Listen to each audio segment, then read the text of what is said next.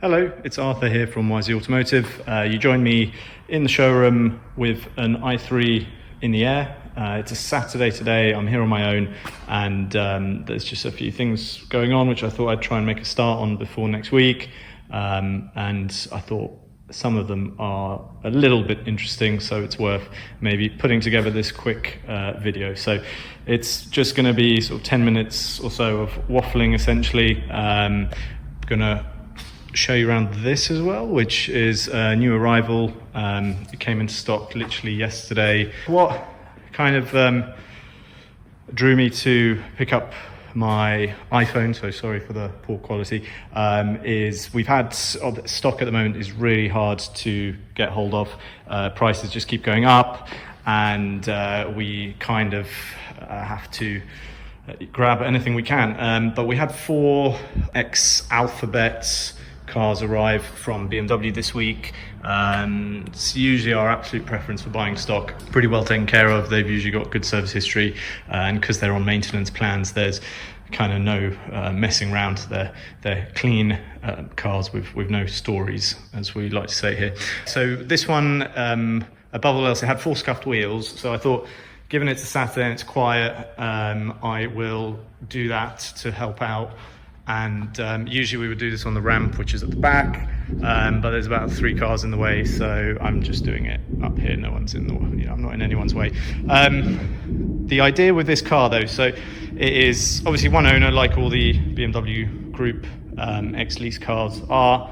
I say ex-lease, but they're often company cars, so they'll almost always have been with one owner from from new. But it is fluid black. It's a range extender. It is a 67 plate, so it could potentially be a £480 road tax car, but luckily, because it's sort of, I'd say, average to low spec, it's actually only £145 a year. We do have a video which Martin has put together regarding that, so yeah, please, if you're looking at buying an i3, just watch that video. We'll put a link, however that works. And yeah, just familiarize yourself with that, because a lot of, especially if you're not buying from us, you might not get advice on that, and you'll go to collect your car, you'll have paid for it, done your insurance, and then it's this bombshell that you have to pay £480 a year. But this one's only 145, so it's fluid black, range extender, and sweet leather interior. Really good condition on the inside and on the outside, to be honest. All original paint. This sweet leather is definitely, personally, I find the brown, well, actually, I think maybe I prefer it to a black interior. It's a little bit different, but it can get sort of quite gloomy in here, especially without a sunroof. But what I would say, if you're in and out of the car every day, or you have, little ones which might be prone to making a mess, etc., this is the most hard wearing of all the interiors. 40,000 miles in 3 years, and with some cleaning, that bolster is going to look like new. Steering wheel as well, actually, pretty nice. So yeah, good kind of mid-spec car, I'd say, but it's kind of missing a kind of wow factor. So what I'm thinking is, because we've got to take all 4 wheels off to get them refurbished, they're not particularly bad, but like, we wouldn't, have I changed this one already? No. So this is probably the best one. So you can see there's some marks, etc.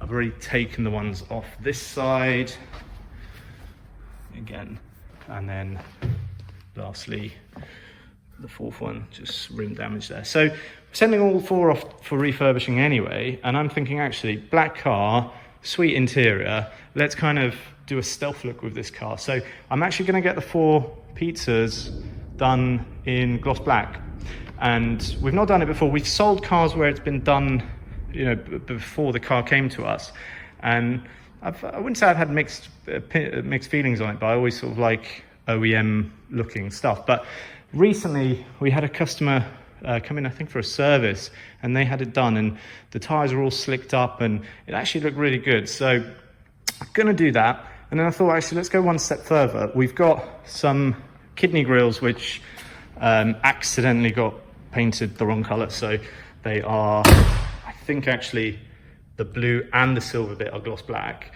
They're just tucked up in a box because we had to buy the right ones.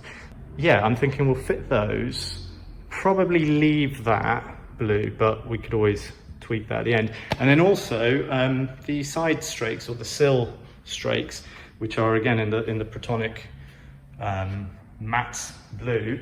I've already taken it off on this side, and if you kind of squint, it'll kind of look like that if we got those painted gloss black. So I think we're going to do that, and then maybe tint the windows as well. But what I wanted to do was tell you about this wheel in particular, in fact both rear wheels. So this is a range extender. It should have staggered wheels regardless of style. So those are 5 inches wide with 155mm tyres, and the rears should be 5.5 inch wheels with 175mm tyres. So because it's rear wheel drive, that gives more traction at the rear end. It's very common, you know, especially with BMWs and a lot of sports cars. But with this car, if I show you this one, someone has fitted to the rear a 155. So this is a front tyre mounted on the rear wheel. Now, the first kind of thought is, oh no, that means we've got basically 4 essentially incorrect tyres, all 5 inch, but they are actually, well, this one is actually a 5.5 inch. So it's the right wheel, it's just had the wrong tyre fitted by someone who either was trying to cut corners or just didn't know what they're doing. Now, this is obviously a 67 plate. This tyre is, so a top tip, you can always find out the age of a tyre, it's here. So that's week 25 in 2018. Now, that tyre, if it was fitted around when it was new, I'd expect to be pretty worn by now. It's pretty much like new. Now, there was also a stain from what looks like a sticker. So my gut, and actually if I also show you this side where things get even worse, same situation, it's the right wheel, it's a 5.5 J or 5.5 inch, but the tyre is, like on the other side, a 155. Where is that? I'll turn the camera around. There you go. But the date, or the dots as we call it, 29/14. So that's week 29, 2014. 67 plate. You see the issue? So someone has fitted a 3-year-old tyre. My gut instinct here is lease driver or company car driver had, you know, tyres below 1.6 mil or whatever the limit is for alphabet return cars, and they went out and bought these on eBay or what have you, because this car would not have left the factory with a 2014 tyre. You know, BMW don't hold stock for 3 years. So yeah, one of these things that we're up against pretty much every day of the week. And you know, I'm not saying others wouldn't spot it, but you would, you know, if you don't have much experience with these, you'd go, oh yeah, 4 brilliant tyres. And you wouldn't look at the details and check that actually the rears are essentially the wrong size. So we'll get 175s fitted, kind of blessing in disguise, because we're sending the wheels off anyway for refurbishment. So saves us the tyre cost change. We don't have tyre changing facilities here.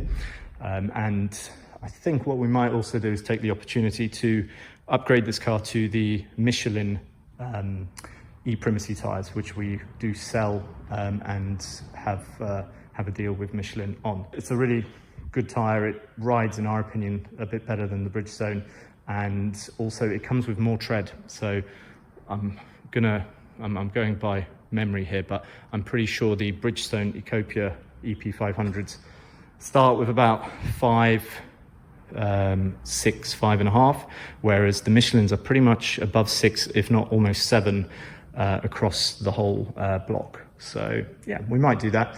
It depends what tyres we have lying around, because obviously we wouldn't just do Michelins on the rear. It's either Michelins all round or Bridgestones all round.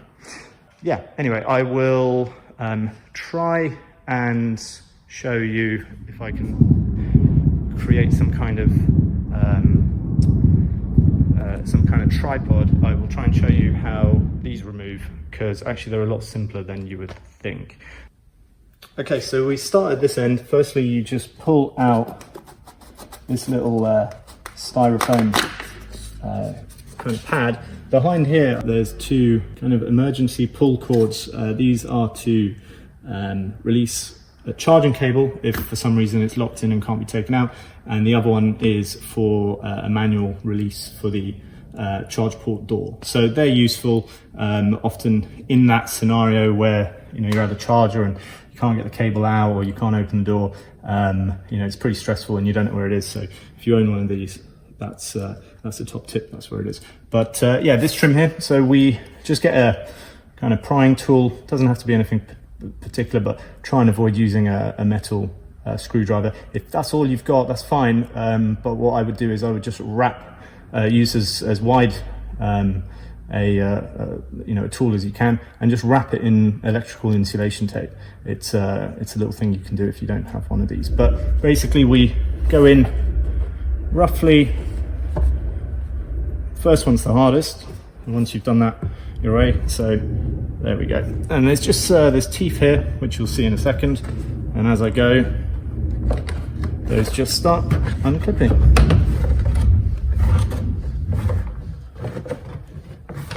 There we go. And if I just move my nifty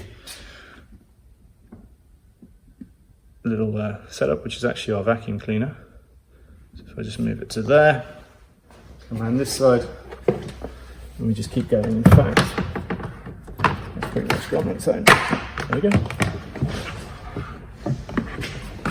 Okay, so that's all there is to it. And yeah, 1, 2, 3, 4, 5, 6, 7, 8 of these little clips just go into these recesses. So that is it. And these are the removed pieces. They'll be very simple to get painted. I don't know if to go gloss black or satin black, but I think gloss black will look best.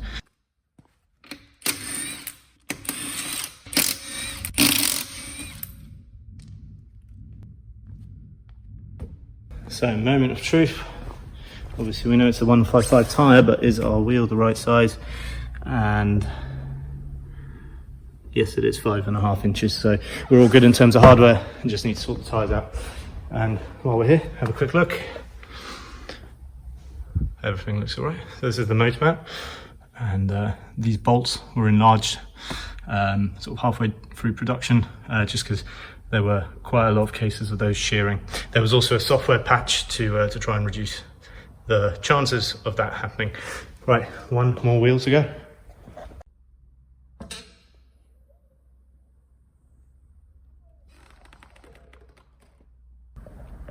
If you're wondering about jacking up i3s, obviously you don't need a jack this big.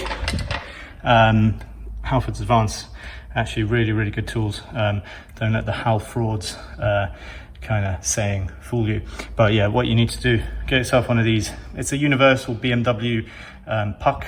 But yeah, if you don't use one of those, what ends up happening, and we do see this a lot, is these jacking pads end up damaged. So yeah.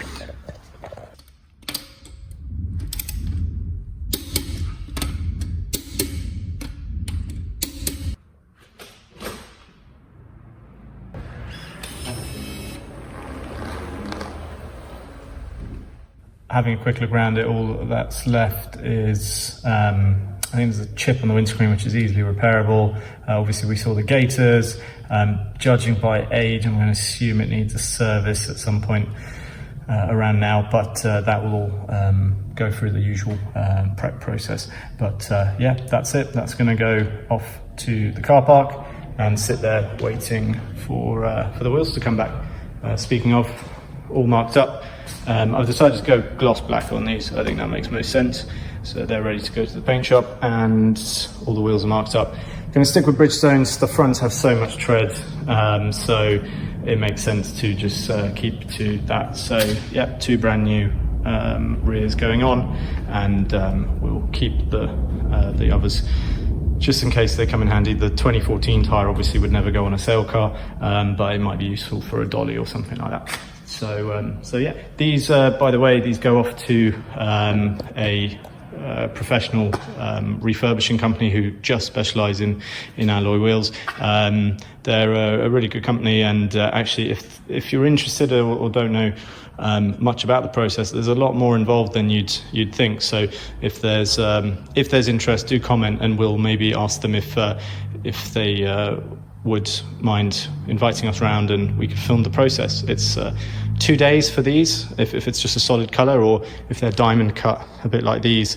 it's like a 3-day process, including acid baths and all sorts. So yeah, it's really interesting. Yeah, as promised, let's have a quick look at this. Interestingly, it's parked next to this Model S, which went live on Auto Trader yesterday. It is 100D, beautiful spec, really like this. Silver with grey twin turbines, black leather, opening sunroof, enhanced autopilot. Model S's, yeah, if I could afford one, this is the one I would have in this spec. But yeah, what's interesting though is they're parked right next to each other, and you'd think the Taycan should be a smaller car, but I'm pretty sure it's longer. We might put them side by side because I'm genuinely interested. But yeah, it's for what it is, which is essentially I would say a 2+2. I know it's a 4-seater, but I'm 6'2", and I would struggle in the back on a long journey. So yeah, whereas that, you know, I drive through Europe and sitting in the back seats without any qualms. But yeah, so in from a private owner. Condition-wise, it is filthy, but as we often say, it's a clean car behind the filth. All we've got is 4-wheel refurbs. It's done 11,000 miles in basically a year, so you know, you got to give the previous owner a bit of slack. They live in London. These things happen, but yeah, these will go off to the same company I just mentioned. They're really not too bad, but we were debating and deliberating whether to change this color to like a grey or a black. I was tempted to go black, but then actually thinking about it, in the flesh it really matches the whole look. Also, Eddie here sort of very rightly pointed out, the center cap actually continues, or the color continues onto the center cap. So if we were to start doing a different color here, it's a bit of a can of worms. So it's going to go same color. All the tires are fine. Let's have a look. 17,500 pounds of spec on this. I mean, that's just crazy. You can get a nice i3 for that, but hey ho. It's a turbo. I should start by saying there's not actually sort of revealing features that tell you instantly it's a turbo. Obviously it says turbo on the back, but yeah, so the color is called Frozen Blue Metallic. It has got black leather interior. Vegan leather is quite popular on these, or it's not even leather, it's just called leather free interior. Electric folding mirrors. So if I lock it, you'll see those go in. Can you believe that is not standard on a 130,000 pound car? It's 210 pounds. What else have we got? So Porsche electric sport sound. It's a bit like the BMW pedestrian warning, but I would say more interactive. And actually, I would not spec a Taycan without it. I thought before I drove one, I thought it would be a bit of a gimmick, but really cool option, kind of gives you that sports car feel. So yeah, I'd definitely have that. Slight bugbear though, having driven a few of these, I think every time you turn the car on, it defaults to being off, which is actually the opposite to what an i3 does. An i3 always defaults to it being on. I would love for there to be a software patch or a change where it's just always on, or you get to choose what your 120,000 pound car does. But anyway, rear axle steering. The silver Taycan we had a few months back had that. Won me over actually. It's 1,600 pounds, so not that's a lot of money, but in the grand scheme of things, as far as these, some of these figures here go, that is not a particularly dear one. And in London, we keep our cars in a storage facility just around the corner, and it's a bit tight, and that really makes the difference actually. So yeah, I'm a believer in that. What else have we got? Some Porsche surface coated brakes with the black calipers. So they're not ceramic. It's a new technology. I'm not that clued up about it. I'm sure Martin has mentioned it in a previous video, but that is £581. We've got, so the wheels themselves, £2,400.